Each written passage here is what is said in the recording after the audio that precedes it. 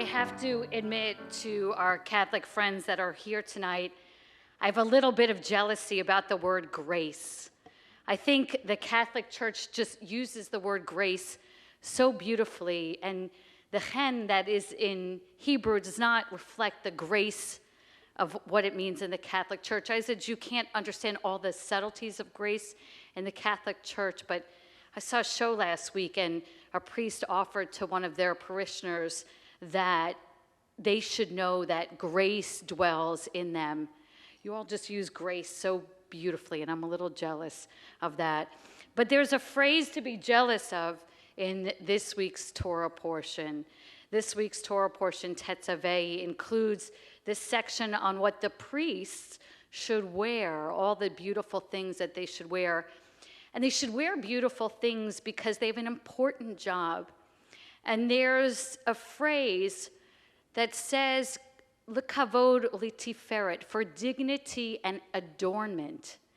It is such a beautiful phrase because what it is saying is when the priests are doing their priestly duties, they should not wear their plain old Nikes. They should, like Chase, wear their very fancy Nikes.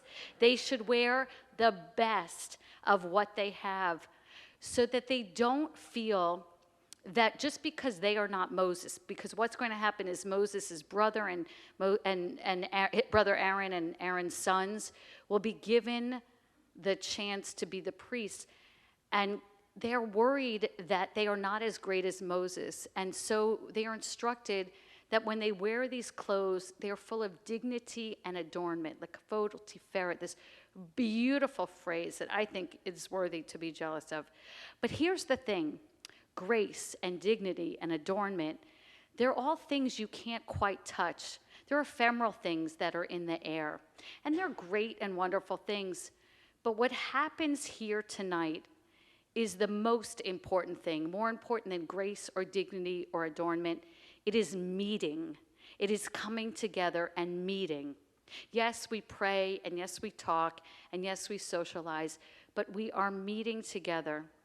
And when the tabernacle, this whole wandering temple that we read about in the Torah, in this Torah portion from the book of Exodus, the only way that we are able to know it is finished is when we are told it is a place of meeting. The meeting is magical. Yes, we've been instructed how to decorate it and what colors and where to put the screws and how to measure it and what the people should wear inside. But it is in this week's Torah portion that finally we hear that it is a place meant for meeting. And it doesn't matter how graceful or dignified or adorned it is. If meeting doesn't happen inside of it, it is useless. And that is the power of reading this portion on a night like tonight, because we are meeting. We are not just saying hello across the street or waving to one another. We are taking that space on 4th Avenue that lies between our synagogue and your church and making it a place of meeting by coming inside each other's buildings.